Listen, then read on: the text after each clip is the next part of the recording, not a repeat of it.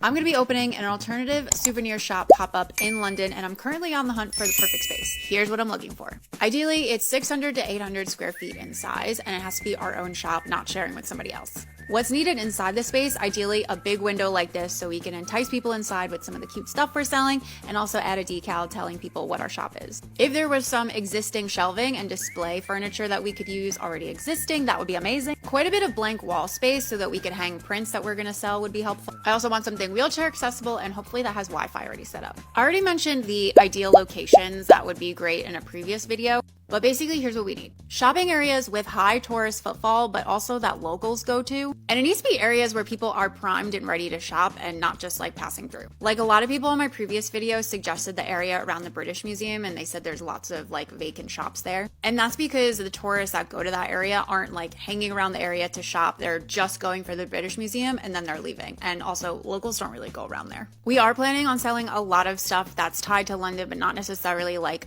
plastered with London all over it, so that's why it's important that Londoners also go to the area that we choose, because we'll be selling nice gifts they can buy too. We also want to be in an area with other nice shops because we're looking to attract tourists and locals that are avoiding the cheap plasticky stuff and are happy to spend more money on beautiful, more unique items. And we want to be next to shops who are doing somewhat similar.